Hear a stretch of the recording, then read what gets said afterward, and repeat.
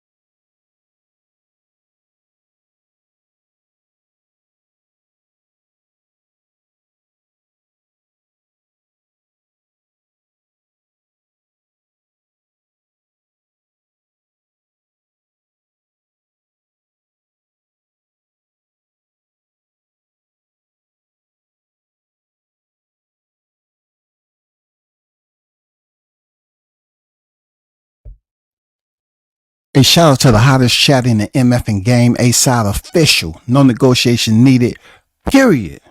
The first in the building, you already know, WCS on deck. Yeah, I'm back with a Hot Grease Chronicles EP 353. Year 2024 over. Madrimov up next for Terrence Bud Crawford, pound for pound. Numero uno. On your jawbone, you know what I'm saying? On your chin structure. Land them out.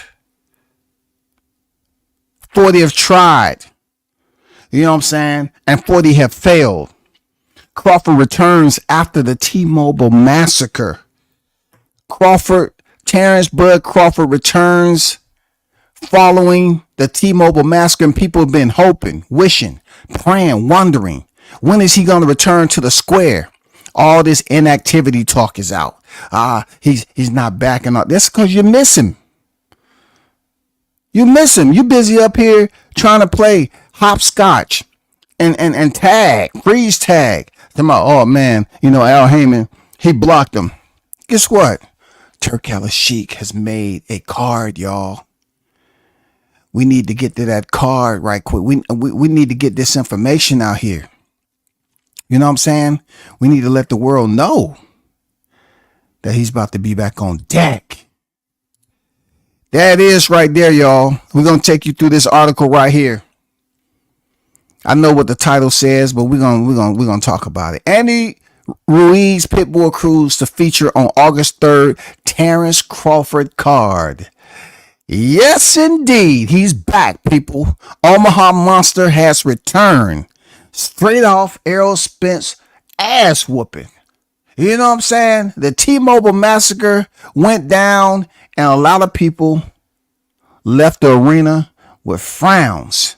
It goes on to say, upon further review, those promoting Terrence Crawford August 3rd pursuit of a 4th division title has decided to make the venue more intimate than the massive Los Angeles Memorial Coliseum by shifting their focus next door to the BMO Stadium. Officials with knowledge of the change told Boxing Scene on Monday. Now, let's talk about the downsides, because the haters, all they want to do is talk about the small, compact areas. You know the rats that they are. They used to crawling and goddamn sneaking in the crevices trying to be haters. They're going to have this moment right here while downsizing from the historic 75,000 plus seat to the 6-year-old 22,000 seat soccer center, BMO Stadium, formerly a Bank of California Stadium. The promotion marketing the debut U.S. event of Saudi Arabia's Turki Alalshikh has started significantly beefing up the card with elite talent from Mexico. I like it. Shout out to Turk Alalshikh making these fights, man. They're going to hate on it, downsides. We're not worrying about the numbers because we know the Sheik is bringing the money straight to the fighters.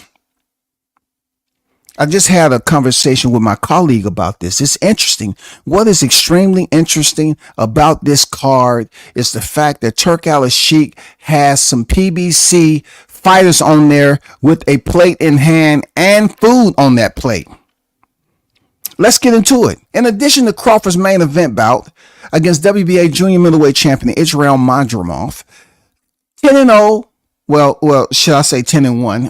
I don't want to prognosticate, but 10-0-1, 7 knockouts. The card is scheduled to include the first 140-pound title defense by Mexico's new WBA 140-pound champion Alalshikh Pitbull Cruz, and the return of former world heavyweight champion Andy Ruiz Jr., the official Soul boxing scene. So we got Alalshikh Cruz and we have Andy Ruiz. Last time I checked, you know what I'm saying? Last time I checked, you already know what I'm about to go with it. Last time I checked, a former news conference to announce the card is scheduled for Wednesday in New York.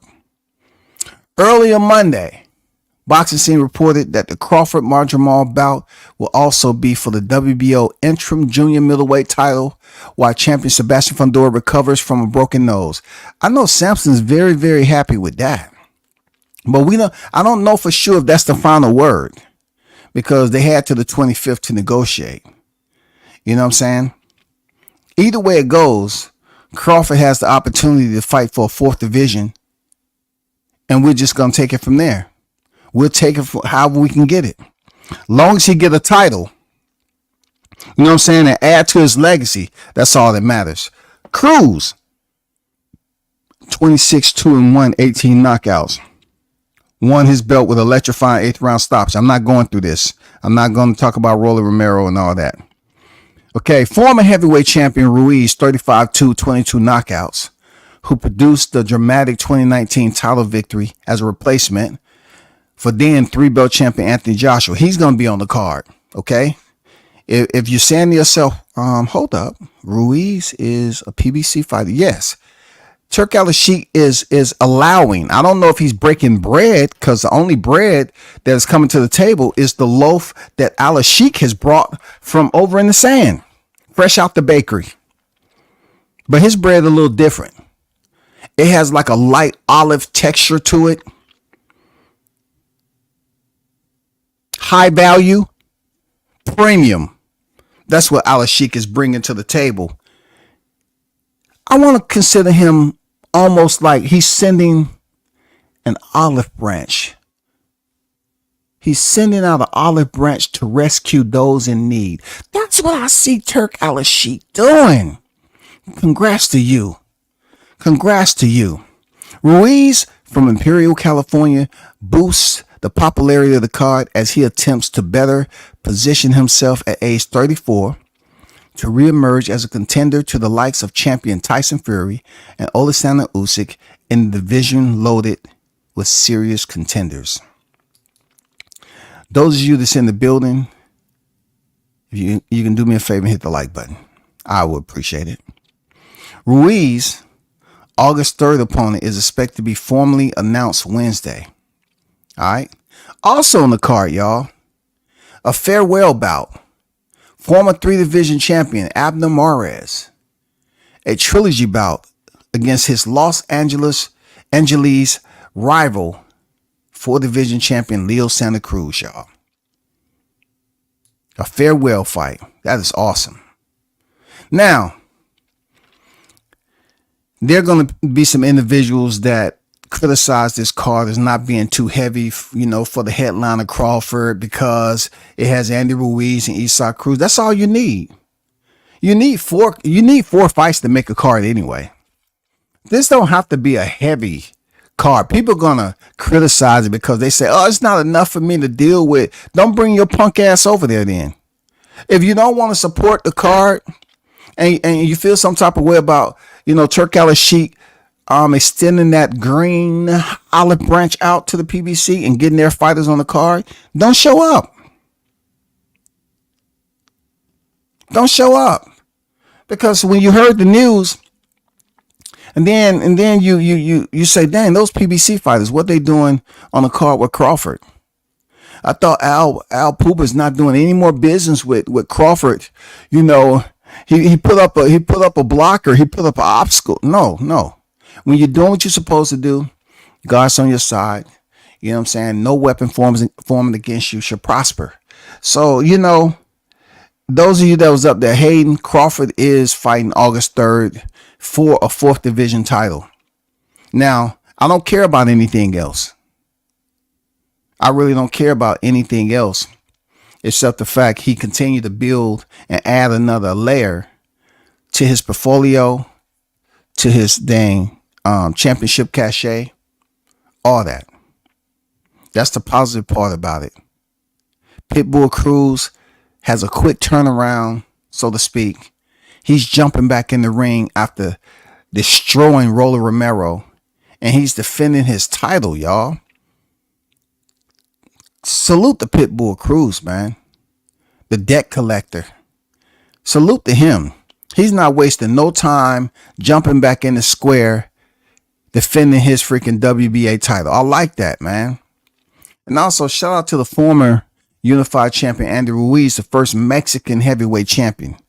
Don't come up here and tell me I'm lying. John Ruiz wasn't Mexican, okay? Just get that straight. So, Andy Ruiz is the first Mexican heavyweight champion. And, you know, he's set to return, an opponent to be announced. Let me get to the chat and see who's on deck. Juice Lee is in the building. Salute WCS in the chat. Just heard the news. It's a lit card. Bud even got some PBC boys on there. Big Turk ain't playing games in 2024. Juice put it out there. Big Turk. He said, Big Turk. Hey, what's up, Big Turk? You doing your thing out there, shouty. I see you, Big Turk. I see you, man. You're moving. I see you. You're active. I seen he's still trying to make Bud versus Nello too. Yeah. You know what I'm saying? The word was out there that's some fights that he has on the horizon, man. He has that, you know, on the possible forecast. You know, when the money is liquid, you know, like Big Turk. You know, and people be jumping in my DMs. That's disrespectful. You know what I'm saying? You disrespect His Excellency and you his royalty. Well, last time I checked, the President of the United States, you know what I'm saying, Commander in Chief. I served my country. I did what I had to do and all that. You know, you say what you want to say, but you know what I'm saying? I like what Juice just, but Big Turk. Hey man, Big Turk coming over here, man. He done freaking look. He done put a freaking defibrillator. He done sent his freaking catering company, right? It's not even DoorDash. It's called the Turk Express, the Big Turk Express. He sent them some plates of food over there. You know what I'm saying? He extended them a meal and put them on the card. I love it. I like that the Turk continue to give life. But my biggest question is to you all that's in the chat and those listening. What's your opinion and why is it happening the way it is that Big Turk is able to do business with PBC fighters when they just signed a network deal with Amazon Prime? Can any one of you pro PBC channels explain that, break that down, itemize it line for line? Why is Turk Alalshikh having PBC fighters on his card when they just signed a deal with Amazon Prime? And this is not an Amazon Prime card. You know, myself, my colleague, we was kind of puzzled, you know, as to why help is needed. Why is PBC fighters on this card with Crawford, a fighter who, the pro channels was praising. They was clapping it up, hands in the air, wave them like they cared that Crawford was not going to get the title shot. That's what they were saying, right? That first it was Spence blocking. He was going to fight Fundora. And then it was Jamel Charlo. He's going to be. No, Jamel Charlo. I told him what he can do. Sit your ass down. Learn how to shut up. Wait your turn. Be patient. And when it's your time, maybe when Crawford, maybe Crawford will let you back in. Until now, learn how to then sit down, be quiet, watch TV, Netflix, and shut the fuck up. That's what you should be doing. And watch Crawford work in your division. Watch him put in his work in your division. See, that's the good thing about it. Jamel Charlo, you won't be coming back, fighting a Jason Rosario. You know what I'm saying? When Crawford is next up in line, August 3rd, and he gets these belts, when you bring your ass out of recess or not, you're going to have to make a decision whether you want to fight the Omaha Monster or you want to move up to 160. Word has it that you're probably going to do B. You're going to do Bravo. You're going to move up to 160. Carlos Rosado is in the building. What's good with it, Carlos? Salute to you, brother. 3-time undisputed is all I'm going to say. Yes, we're going to watch this play out. I hope, it's still the 25th is when they're going to announce that, he potentially going to be fighting for the WBO title instead of the interim. Maybe they just put the interim because they haven't finished negotiations yet. Let's hope he can get 2, super titles, and that'll be great.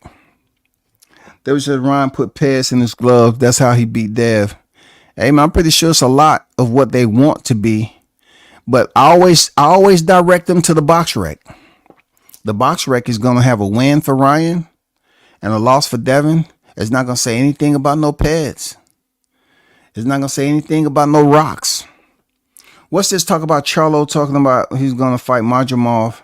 That dude better go on vacation somewhere. They can talk all they want just to bring a little bit of, just a little bit of spark, man. You know how you walk outside in the beginning of spring, you got pollen in the air and you sneeze. That's all he did. He came out, dipped his head outside. He sneezed a little bit and he went up there. Oh shit, let me put some out. I'm coming back to fight Madrimov. Cool. And dipped back in. And it was nothing he could do. He can't do shit. Except let his fingers do the talking while the bullshit keep walking right out his life. Arnold Brown on deck. What's good, people? What's good? Shout out to the Wild Dog, Captain Chaos on deck. Salute to the chat and World Combat. I appreciate you, man. Appreciate you pulling up. Shout out to Chastity Thomas in the building. The Queen on deck. Preach, sir, no weapons formed shall prosper, no doubt. You know how we is, man. You got to understand what that means. This is a great opportunity to hear this news that we getting a solid fight card. And it features one of the bigger names in the sport. And he may be coming back a fighter who has less experience than him. But Madrimov, in the eyes of the naysayers, is a dangerous opponent for Crawford. And I agree. Madrimov is a reputable opponent. You understand? He's a reputable opponent. No doubt about it. Madrimov is a quality opponent that the whiners can't come out here and say, you know what? He's a bum. He's just that. No. He has power in both hands, like they say. He's a solid contender. And I can't wait for the card to happen. Bro. You know what I'm saying? He's a runner like a track star. That he is. You know what I'm saying? That he is. But let's keep going. Let's try something else right quick.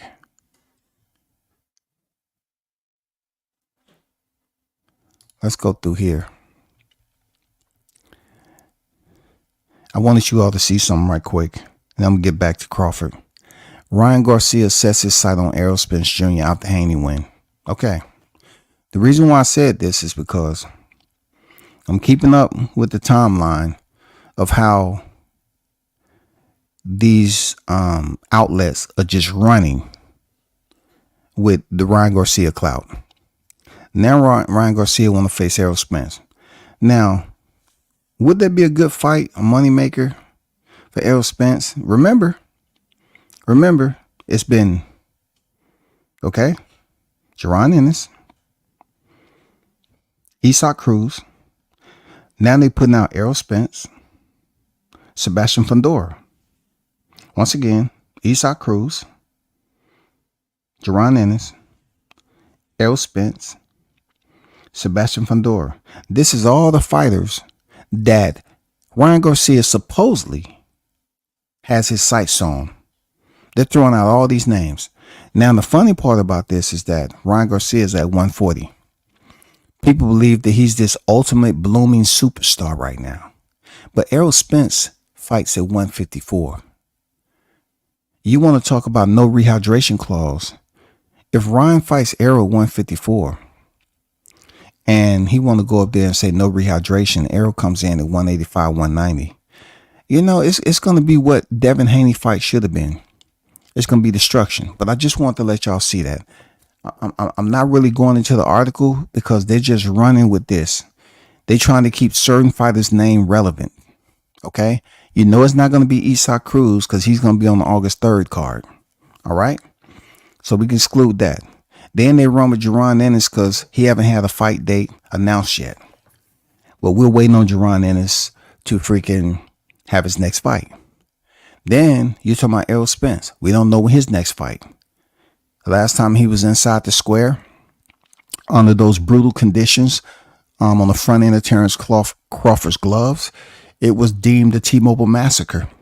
And you can find it on YouTube, Netflix, and all your movie carriers. So, it's a lot of people waiting for him to return back, especially the aerosexuals, right?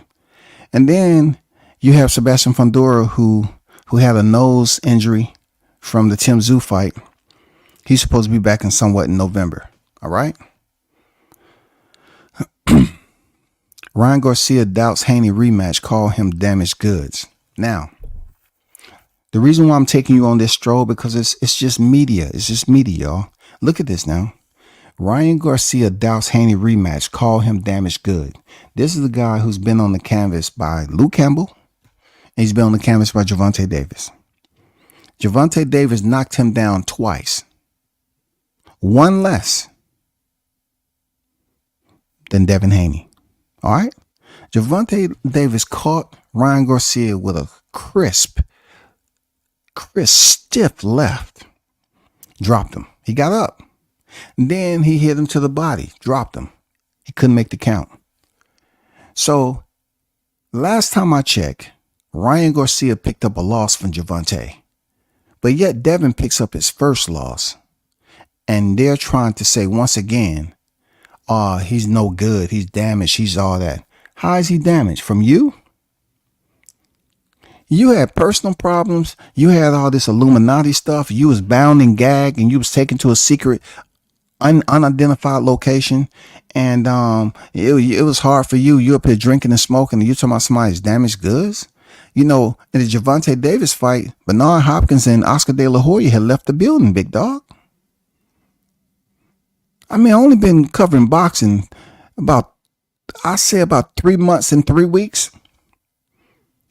I mean, I'm trying to catch up. I'm trying to act like I know a little bit about the sport. But Oscar De La Hoya was gone. B-Hop was gone. You was complaining about them not being there for you after the Gervonta Davis fight. You come back with Oscar Duarte, and nobody was really looking for that fight, to be honest. And now you say Haney loses one time, he's damaged goods. I got it. See what I'm talking about? Ryan Garcia wants Cruz and Fundora clash. I feel when you go through articles like this, titles, it provides you a little bit of, rope to speak on certain topics. because it's dealing with boxing. That's all. Devin Haney confirms no broken bones after Ryan Garcia fight. And what they're talking about is this freaking jaw right here. You know what I'm talking about? You're looking at Devin Haney's jaw. They're talking about Devin Haney's jaw being swollen. You know what I'm saying? That wasn't from bee stings. That was from, Ryan Garcia, landing some punches, which had a lot of us dumbfounded, including myself. No Canelo versus Benavidez. Saudi promoter has other ideas. Okay. Unfortunate for Benavidez, Turki Alalshikh. Hold on for a second, y'all.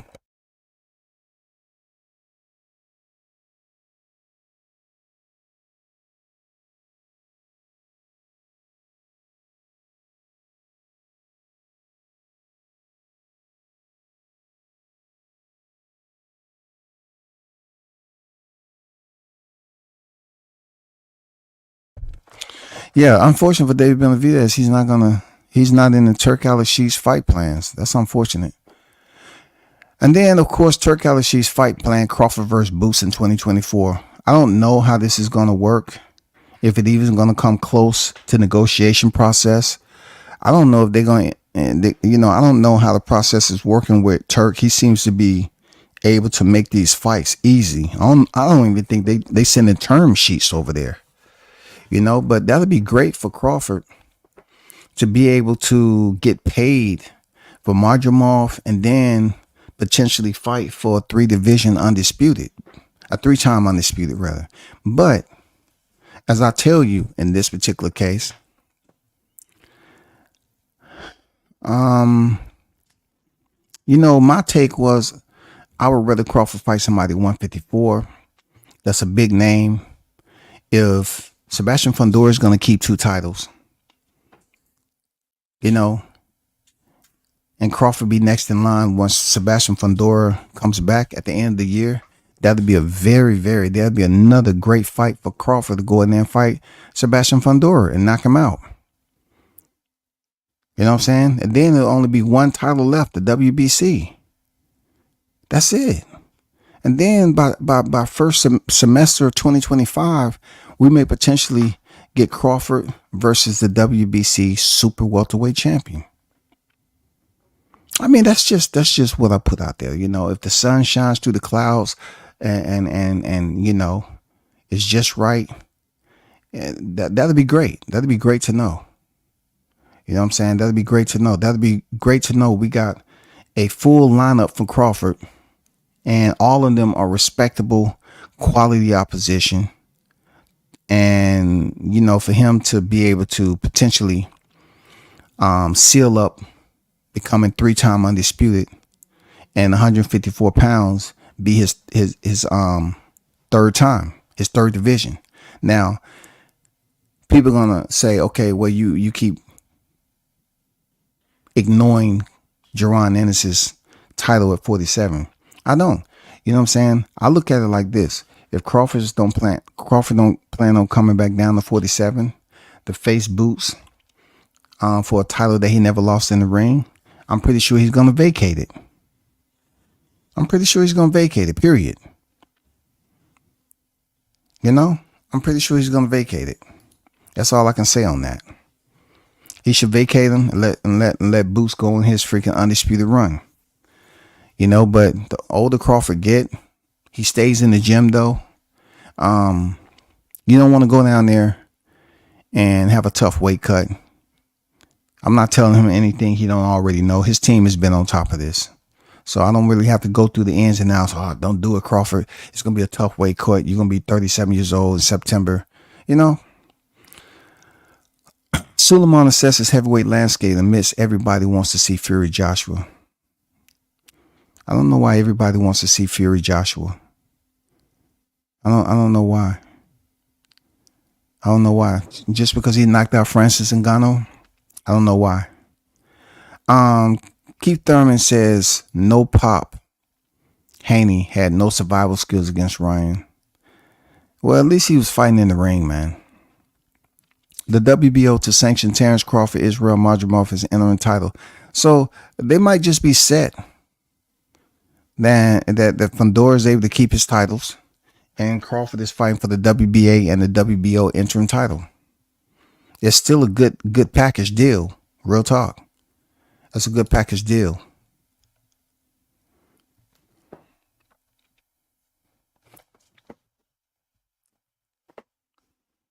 Alalshikh, it says right here, Alalshikh is poised to host 2 substantial fight cards in Saudi Arabia on May 18th. The undisputed heavyweight title fight between unbeaten champions Tyson Fury and Alexander Usyk, and June 1st, the undisputed light heavyweight title fight between unbeaten Russian world champion Artur Beterbiev and Dmitry Bivol. Adding the WBO interim strap to the prize list for the August 3rd main event is a result of the current WBO junior middleweight champion Sebastian Fundora suffering a broken nose in his March 30 split decision triumph over then champion Tim Tszyu in Las Vegas, which we already heard. Okay. It says Fundora was medically suspended until late September by the Nevada State Athletic Commission, and the fighter's promoter, Samson, has said Fundora, who also wears the WBC 154-pound belt, might not even fight again until December. So, Crawford has the opportunity to fight, for the WBA and WBO interim, and then scoop up the IBF, and then he'll just have Fundora to look forward to, in 2025. I kind of misquoted myself, the first time I mentioned that. I'm up here looking at the WBO or whatever. But yeah, if he can fight Fundora later on when he comes, right, that'll be for the WBC and the WBO. And then his last title would be the IBF. That's what I meant to say. As a WBO super champion, recently undisputed welterweight champion Crawford has the right to invoke a title shot in a nearby weight class, and he has previously done so even before Tszyu and Fundora fight. With a Wednesday announcement scheduled, okay.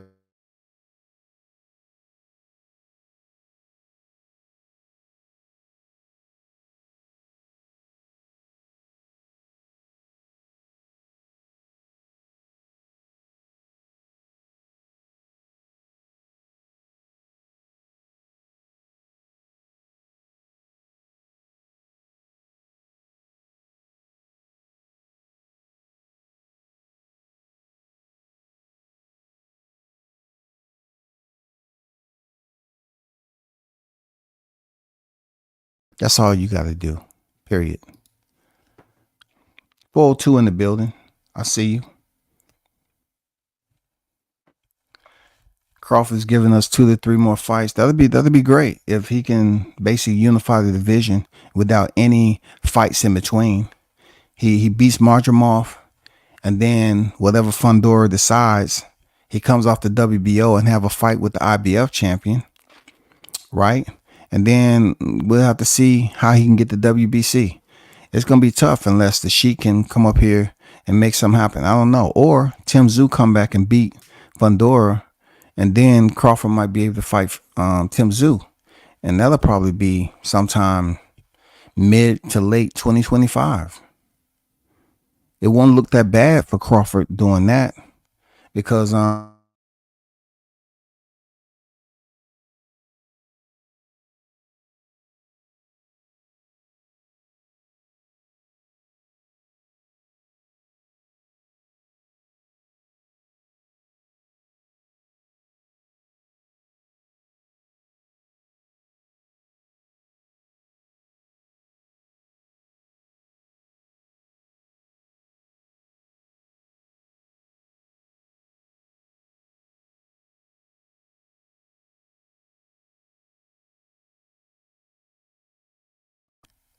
that's going to be the big deal. Shout out to MD Mills in the building. Salute to your brother. I see you on deck. I thought Fundora had the WBC too. Yeah, he does. I just misspoke. You know what I'm saying?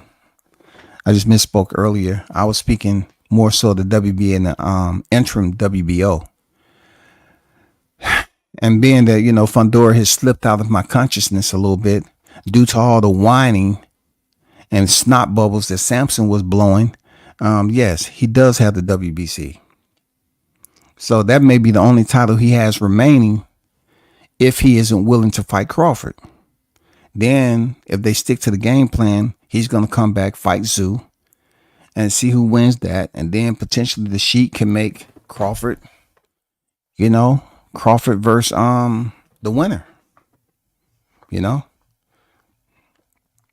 Yeah, that's what Sean Porter put out there too. Y'all can talk about Crawford boots, but it's not going to happen. You know what I'm saying? So sooner or later he's going to have to come off the titles, and that will free up some lanes on the highway for Boots to start driving towards undisputed at 47.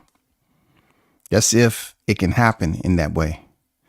Eddie ain't putting Boots in there with Bud, especially after seeing Dev lose. Well, seeing Devin lose didn't have nothing to do with Crawford, though. You know what I'm saying? It didn't have nothing to do with Crawford because, first of all, I never seen Crawford in such a holding cell, just violating all the rules in the clinching, holding for no freaking reason, no stiff warnings. So, I pretty much was playing this chorus earlier. I say, man, it was just a weird, strange fight.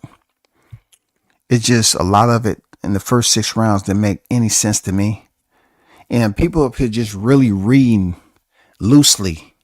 You know what I'm saying? It's like you crack the Bible open. You might glance at a verse and you close and you say, okay, let me see if I can remember that. Okay. You know what I'm saying? Like they know what they're watching. They know it's wrong. They know it's not anything that's normal. But these cats was holding for 6 rounds. Why they didn't hold for 12? Why hold for 6 though? Why hold for half of the 12-round championship showcase? Hold for the entire fight and let it be a draw or something. That's what I couldn't understand. Like y'all successfully held each other for 6 freaking rounds, and then you have a breakout, and man, it's just wicked, dog. It just don't make any sense to me. It don't. That's all I'm saying. It don't make any sense to me. No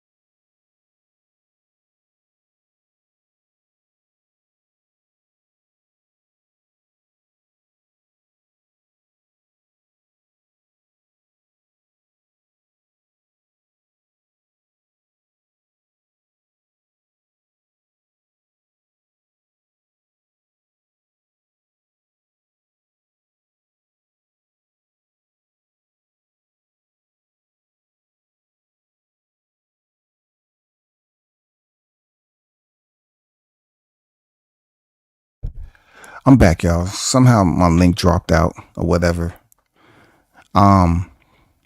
So 402 said amateur boxing at a high level.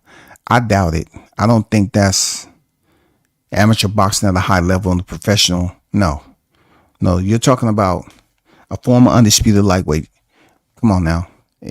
He's not amateur boxing on a high level just because he had a bad night.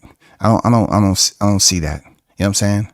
Juicy say, I want to see Boots versus Gary Antoine Russell at 147. I heard he's about to jump the PBC ship too. Well, if that has any merit to it, guess what? I don't think they're going to give Antoine Russell Boots and he's walking out the door and Boots has a title. If Antoine Russell wins that title, you know he's locked in for several more years with the PBC because they got him a championship. You know that, right? He's going to have to stay with them. If he goes and fights Jaron Ennis and he wins, automatically per the contract, if they get you a championship, you win the championship, you're locked in with them for some several years more.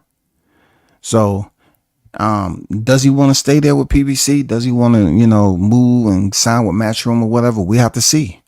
But they have history together in the amateurs. Gary Antoine Russell, shout out to the First family. He defeated Jaron Ennis in the amateur a couple of times, I believe. So yeah, that has good backing to it. You know what I'm saying? Has good backstory. I'm talking about both Garcia and Haney. No, I wouldn't say that was amateur. I wouldn't say it was amateur. It was just a plan they had. They decided to hold each other and make it all, I don't know.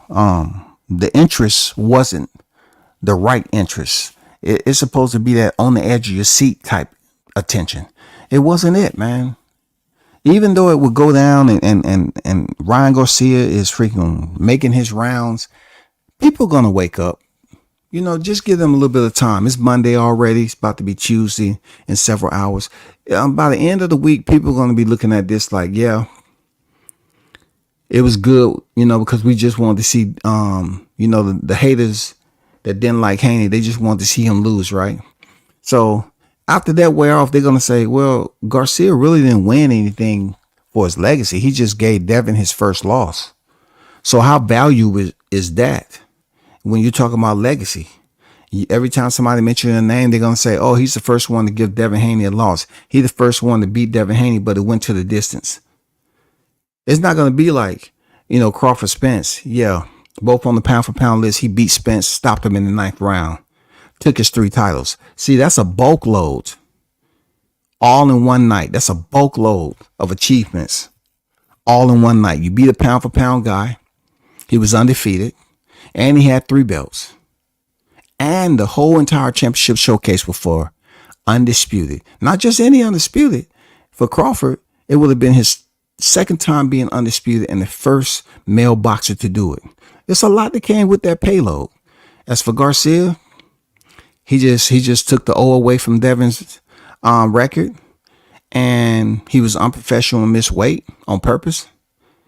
And that's not going to get him into the Hall of Fame, man. He still didn't win the title. I'm just being honest. No title. No freaking title, bro.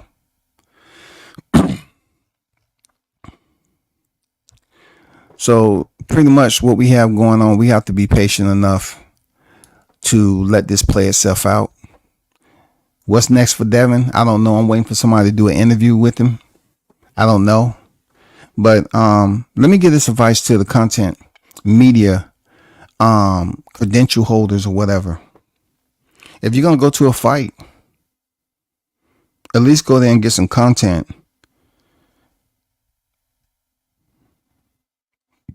Running around, running amok, about other collateral, situation that has nothing to do with boxing. Just it's embarrassing. You know what I'm saying? It really makes the YTC look as worse as it already does. You know what I'm saying? We got grown men going around here trying to look for other men. You know what I'm saying? Just because they don't like a certain organization. Now, you can go around here and act like that's the place to do it. But when you go down there and you start to get interrogated because you want to put hands on somebody and you get taken down for assault and get locked up, or whatever the case may be. Let's see if those same friends are willing to post bail for you, come out their pocket and give you that money, or basically come visit you when you locked up. We got grown ass men coming around here explaining and snitching on themselves on social media about what they was gonna do, all because of certain individual. They supposed to shook hands with somebody, and then they put out a tweet that they didn't like, so they was gonna get all the people they was with and go put hands on somebody. It don't make any sense, bro. It don't make any sense. This is all over boxing media now. When did that become a thing? This is all over boxing media. W says, I'm a boxing fan. I don't care for either fighter simply because one guy not taking boxing serious, the other guy doesn't have the ability to beat those top guys due to his skills. So one guy's not taking him serious and the other guy doesn't have the ability. I think what you just said contains the one fighter. You're talking about Ryan not taking boxing serious, and then he doesn't have the ability to beat the top guys. What does Devin come into play? That seems like both of those are referencing Ryan Garcia. Okay, if you're talking about that doesn't have a chin, yeah, he was knocked down several times in this fight. I'm not going to get into the chin theories. Before that, he hasn't been down. Garcia was. Nobody was saying that Garcia was chinny. I mean, Garcia was knocked down by Luke Campbell, knocked down by Tank Davis, and he was hit with a body shot. Devin had never been in the canvas before this fight, but he's chinny though. And Ryan Garcia is chinny too. It's just when Devin hit him, he didn't have enough power to knock him down. Ryan Garcia got lit up. It's just the puncher didn't have enough, velocity behind it to really do some damage. That's all I'm saying. I'm not going against what you're saying, but it just seems like two of them, one guy's not taking it serious and the other guy doesn't have the ability. It seems like that's Ryan Garcia. Ryan Garcia hasn't demonstrated he has the ability to be the top-notch level fighter on a level playing field within the weight standards and everything else. This was like, I'm coming in 3 pounds over. I don't want to go through the extreme because I've cut weight before. And when you're cutting weight and you're drying up and all that, that's tough. 3 pounds is tough. And he didn't want to go through that. So he's chilling. He comes in 3 over, pays the money. He's betting on himself at the casino. You know what I'm saying? So all that was for Ryan is a freaking night out on the town, man. For Ryan, he had everything in place, and he went out there and got the job done, earned several knockdowns, and that's what it is. I can't change it. But I don't think he's ready for the top elite. I don't think he's ready for Errol Spence, Jaron Ennis, Sebastian Fundora, Tim Tszyu. Definitely ain't ready for Terrence Bud Crawford. So yeah, they can talk all this, but maybe he should just stick at 140 and try to fight Isaac Cruz. But then if you want to fight him for the freaking belt, you're going to have to make the weight. And then they're going to say, oh, he made the weight. He go in there and Isaac Cruz give him his second loss. What he's going to say then? Seriously, what is he going to say? It was the weight cut. I told you, I can't make this weight down here. I should have moved up to 147. But we'll take your ass up to 47 then. I'm on record saying both fighters are chinny. Okay. I can't deny because I didn't hear you say anything other than that. I'm just saying that into that fight, Ryan Garcia has been on the canvas and Devin wasn't. And then Devin get placed on the canvas several times in one night. But yet heading into that fight, they want to say he was chinny. I mean, what's the word chinny? Is it almost like a fever? Is it like when you said whoever doesn't have the immune system to handle the chinny virus, they get sick? Like, how can you look at a fighter that's been on the canvas and say he's not chinny? But a fighter who gets hit and kind of, stumbles back to the corner, he's chinny though. Somebody need to help me break that down. Like, how does that work? You know what I'm saying? Both fighters got hit. Devin took the punch pretty good against Linares, but Saturday it just didn't work out his way. No, it wasn't. As far as Haney, we all seen him climb in his career. Saturday showed Devin couldn't protect himself. More important, why didn't he do what he does best? That's boxing. Bill failed his son. I can see where you can lay down criticism thick for Bill Haney. I can see where you at with it. When it comes to the father-son, man, people always want to, say, hey, the father need to lead. The father need to lead. I see where you at with it. But I doubt that's going to happen anytime soon. Did they have an issue one time where they pretended like they were split up? Yeah. Was he right back in the corner when Devin had his next fight? Yeah. So I don't know if it was to take it serious or not, because they made it seem like they were splitting, but they was right back together. So I don't know, how to take it. I really don't. I didn't know how to take that. Seriously. I did not know. But y'all, I'm at an hour. I appreciate y'all pulling up, y'all. You know what I'm saying? We should do it again. I just wanted to come over here and announce, the Hot Grease Chronicles and let y'all know that Crawford is back on deck in August. You know what I'm saying? Be very careful about these little thumbtacks out here. You know what I'm saying? You get one in your feet, looking at this fight that just happened and try to read too much into it because you keep walking around in a circle trying to say, Ryan Garcia, Devin Haney. And then, hey, the fight was weird. A lot of other stuff that happened with that fight was weird. Devin's still the champion. That's all I'm saying. Ryan Garcia did not win anything except bragging rights. When did we as hardcore fight fans, the diehard fight fans, right, run around here skipping up and down the boulevard just because a fighter won a fight, no championship, and he has bragging rights to say he handed so-and-so his first loss and he got a paycheck for it? That's it. You still not a champion. Did it move him up the rankings? Did you see? Anybody see? Did it move him up the rankings? Let me check right quick. Let me see. Let me see if it moved him up the rankings.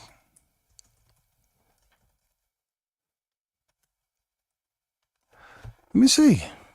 I need to see if there was any plus to him beating Devin Haney. No, I see Devin Haney still over here. They haven't made the revision yet. Let me go back over here. Let me look over here and see what they're saying. Let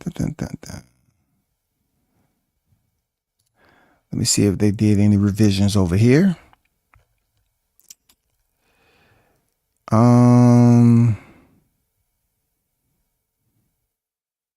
No, they haven't did any revisions over there. You know what I'm saying? They still have Devin Haney at number 10.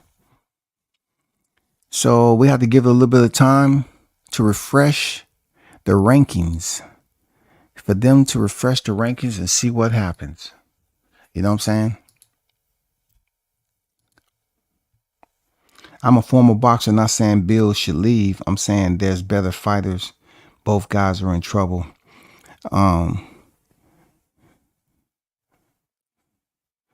They have to figure it out, man. You know what I'm saying? They're going to have to figure out what move to make. Bill is up here talking like he's still my favorite son or something like that, he said. And he going to have to figure it out. He's going to have to figure it out. What's best? Devin is older now. They're going to have to figure it out because Devin was embarrassed. Not only, Devin, but his father was embarrassed. They as a team, he's a trainer. If he couldn't provide Haney, I'm saying, the right advice to make adjustments, then there might be trouble in paradise. That's all I'm saying. Yeah, I mean, no, that ain't happening. Tank, no, they ain't beating him. Andrew Charles, what's good? Salute to you, brother. Yeah, they ain't beating Tank at all. But y'all hold it down till next time. Shout out to the hottest chat in the MF and game. I'm out. Peace.